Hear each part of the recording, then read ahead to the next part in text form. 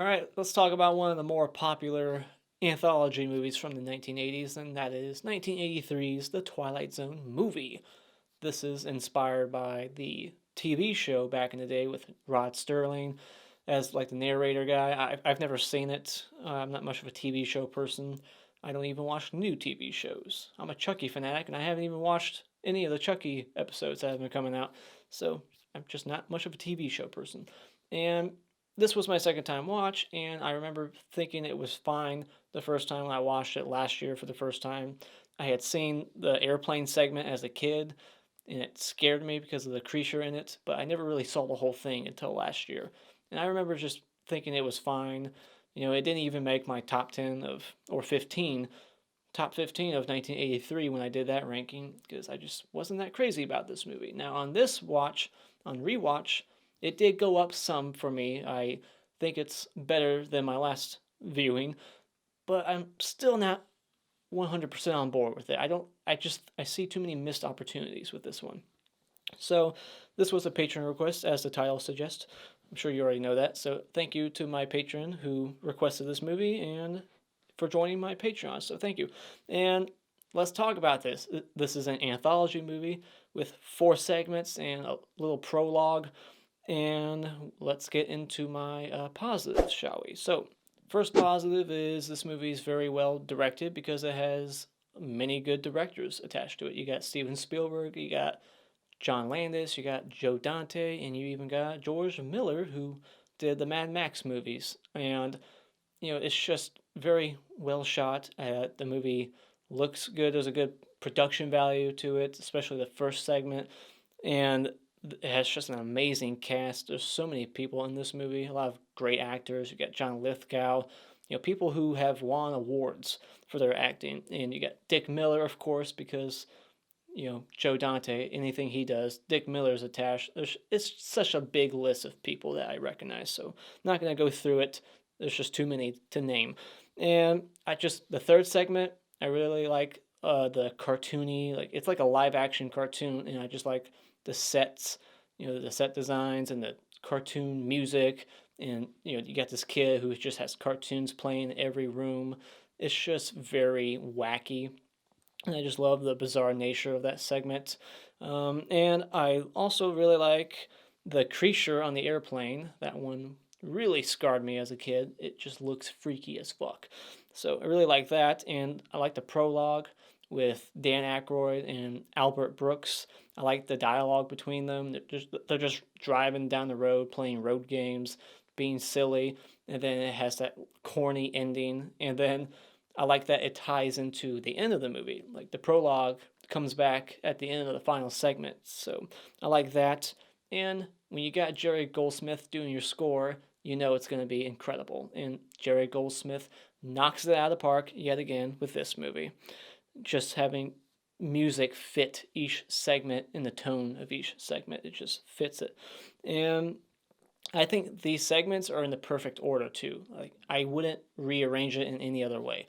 I think that the Vic Morrow one needs to be the first one, and then the more slower, more dramatic, lighthearted one by Steven Spielberg, that should be the second one in the middle, and then end with the airplane one because it's like the quickest one. Now getting into my negatives, the second segment, the rest home one, the kick the can one, it's just way too lighthearted. It's out of place. Like it's way not horror at all. Like the first one, the third one, the fourth one, they have like horror elements. Yeah, the third one's wacky, but there's still some horrific things in it.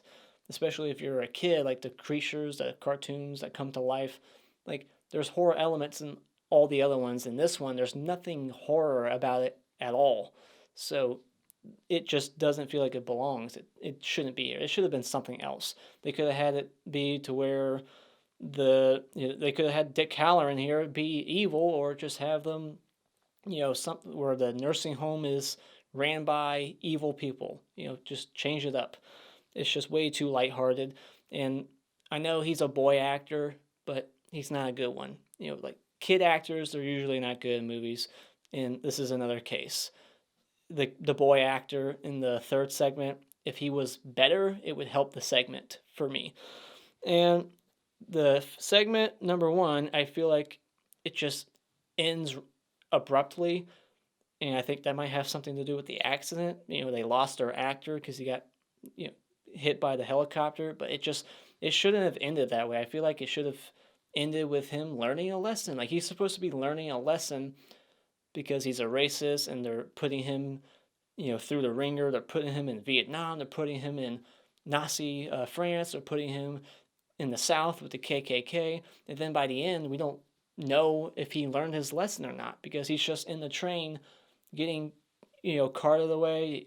And he's like, friends, help me out. And it's like, well, did he learn his lesson? It's like, I don't know. It's just, that was not the right ending for me. I don't know. I think it should have ended differently. And that's really my problem with all these segments. I feel like the endings are just wrong. They have so much potential, and I just feel like they all kind of drop the ball at the end. Like the third segment, which is the cartoon one, it feels rushed. Like, this kid's evil as fuck, and they should have had him do more evil things. This could have been potentially very violent. Like, he could have been doing, given cartoony deaths to all of them. And at the very end, he just has this very, like, sudden change of heart, and then they just drive off into the sunset. It's like, what? I don't know. That ending just kind of, I didn't like it. So, and then the fourth segment, the airplane one, I feel like they should have ended this one ambiguous, because he's, he has a fear of flying. I'm not sure what that's called, flying phobia, whatever it is, and he's taking pills. He looks like he's crazy. Everyone on the airplane thinks he's crazy, and they don't see what he's seeing. So I feel like they should have ended it to where you're like, did he see the creature? Was it there, or was it in his mind? They should have left that open towards the end, but they showed that the creature was real. There's no doubt. So I just think that was a misstep as well. And lastly, I just think this movie doesn't really have the rewatchability that something like Creepshow or Trick or Treat has. I just don't see myself going back to this one ever again. Like, it's a good one-time watch. It's well made, has great actors in it, and directors attached to it. It's got some good moments in most of the segments, but it's just not enough for me. I see too much potential in all of them to be better, and I just feel like they dropped the ball on, like, the endings of all of them. It should have been better. Like the third segment, they should have had way more stuff happening there towards the end with the kid. There should have been a lot more imaginative stuff happening and just chaos there. So when it comes to the Twilight Zone movie, I would just stream this, borrow it from a friend, or rent it at Redbox. Alright, spoiler discussion. So in the opening, we got Al Brooks and Dan Aykroyd driving down the road. Dan Aykroyd's a hitchhiker, and they're playing road games, driving recklessly, and Dan Aykroyd's like, pull over, I want to show you something scary. And then when he does, he turns around and he's like a monster and kills Nemo's dad. So then we get into the first segment, which is Vic Morrow, and we see some familiar faces here. We got the actor from Black Christmas and the actor from The Thing, who his chest opens up, the defibrillator scene, and so I recognize them, and they're terrible friends. I think they're just as racist as Vic Morrow, because they would have to be friends with this guy, because he's going on and on and on about every race, just talking shit about, Jews, blacks, Japanese people, everyone you can think of, and they're just laughing like, oh, haha, Vic, you're so funny. I don't know what his name is, but, they seem to be condoning his behavior, and they only get upset with him when it starts to get them in trouble. Like when the black people behind them are like, what are you saying over there? And they're like, shut up, you're going to get us beat up. That's when they care, but they're not automatically, when he starts opening his mouth like, shut the fuck up, you're being intolerant. They seem to condone his racism. And then he walks out, and he's in Nazi France. He's in, the KKK South, and then he's at, Vietnam. And there was going to be like this whole segment there where he goes and he rescues some Vietnamese children, but then there was an accident on set, so that whole segment just got cut out. But I do like the transitions between each one, how they get him from one to the other. I thought that was cool, but it just kind of ends abruptly. We don't get him, like, there's no character arc there. It's just like, is he better for what just happened? Did he learn his lesson? I don't know. Like, there's no moment there for him to be like, oh, I see the error of my ways. I'll be a better, more tolerant person now. He's just like crying for help, like, friends, Larry, it's me, save me. Did he change? Is he a better person? I don't know. Like, they should have had that kind of ending.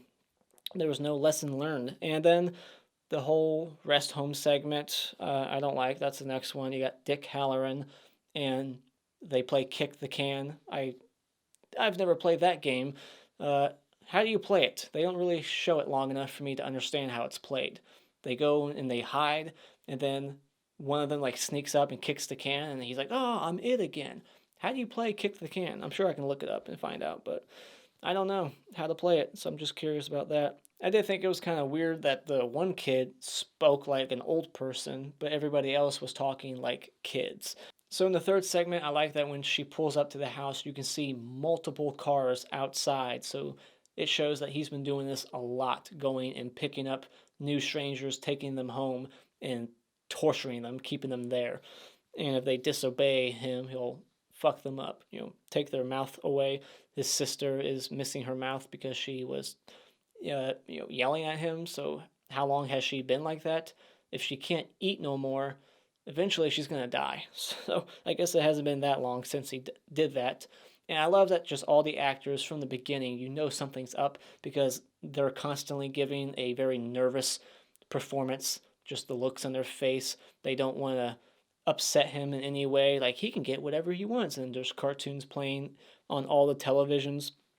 And then they do the bunny in a hat trick, and this monstrous bunny comes on out. And then, like, this Tasmanian devil comes on out, and it's just like transforming into all kinds of other different kinds of cartoony looking creatures. And then, like, he just has the sudden change of heart, and he's like, oh, I'm just gonna send them away, and I'm gonna wish them away. I hate this place. It's like he's talking about how much he hates the house, but it's like, you created it. Every picture, every inch, every detail is your creation. If you hate the location you're at, create one you like and quit bitching about it. So that just didn't make sense to me. But yeah, then and the teacher, this lady, she's very calm when they end up in nowhere. Like, they're just surrounded by darkness, and she's like, "Where are we?" And he's like, "Nowhere." She should be. I would be freaking the fuck out in that moment. I'd be shaking the kid, like, undo what you just did. But she's just like soothing him, like calming him down, like, oh, just take us back. I'm going to be your teacher and your student, and we're going to learn how to control your powers together. And then they just drive off into the sunset. That was just kind of a lame ending. He should have been like fucking them up. There should have been like cartoony deaths for all of them, not sending them away. There should have been a more evil kid. Maybe have the kid be a couple years older, get a better actor in this. This could have been a way better segment. Also, the fact that he's just a small, puny kid, they could have just snapped his neck. Just sneak up on him when he's too busy looking at his little cartoons. Have the one guy from like Caddyshack come up, fucking twist his neck. But then they'd just be trapped there. So I guess they're fucked, So scratch that, but that's what I would have done at some point, because I hate kids. Now, the next segment, I love how people always tell you like statistics about like flying, how it's safer. It's like, your little facts aren't going to save me when we're actually crashing. Like, it doesn't guarantee safety. Oh, you're more likely to get struck by lightning than to die, or to die in a car crash than in the planes. Like, it doesn't make me feel better, because it can still happen. So fuck your statistics; they don't matter. We can still die. Larry Setter, the actor, he's playing the creature. I thought that was really interesting. And he gets like struck by lightning, and he's like ripping all the wires out, and only John Lithgow is seeing this. So that's why at the end of the segment, I thought they were going to leave it open. Like, was he just crazy? You know, because he's the only one that sees it. It's not like anyone else is like confirming it on the airplane. But then when you get to the end of the segment, they show the damage that was done, and they're like, what the hell could have caused this? You know, because lightning can't do that. There was all kinds of damage done to the turbine that was done by the creature. So they don't do an ambiguous ending like they should have done, in my opinion. And that kid on the airplane is the most calmest kid ever during massive turbulence like that. Like, all the adults on the plane are freaking the fuck out. And even like the, what do you call them? The security people on airplanes. I'm blanking on it, but he's like holding a dummy, like saying like the Lord's Prayer, but she's just like snapping pictures and she's so calm. It's like, that is a very brave kid. Does she not know what's going on? Does she not realize that they're probably going to crash and die, maybe? I love this. Just ages the movie, the fact that John Lithgow thinks that he can smoke a cigarette on the airplane. Like, there's a smoking section on the airplane. Not today. Never. And so, yeah, and then I love that Dan Aykroyd is the ambulance driver at the end. You know, he's the same character from the opening, so it's like a connected universe. Like, this is in the same world as the opening, you know, the prologue. So, and then he even starts playing the same song on the radio, and he's like, do you want to see something scary or something like that? And this is just a little dumb nitpick, or maybe not even nitpick, it's just something I thought was funny. So they say a couple of times in the airplane that they're flying at 35,000 feet, but the title for the segment is 20,000 feet. It's called Nightmare at 20,000 feet. It should have said 35,000 feet to be more accurate. So there you go. That's the end of the movie. I enjoyed it. It was fine. I just, again, I'm not crazy about it. It just had, you know, it had potential to be better in some of these segments. The endings just weren't that great for me. So what are your thoughts on this movie? Let me know in the comments below where it stacks in your anthology movie ranking. Is it your favorite ever? Mine's Creepshow. Let me know. And how would you rank these segments? I'm not sure how I would right now, so I'm not going to say. I haven't put much thought into it, but maybe I would say the first one might be my favorite. I don't know. I haven't thought about it. But what is your ranking? Let me know. And as always, if you like what you've seen here, you can hit this like button and become a subscriber today just by clicking on my cartoon face in about 5 seconds. And remember, it's just an opinion. You don't need to get upset about it.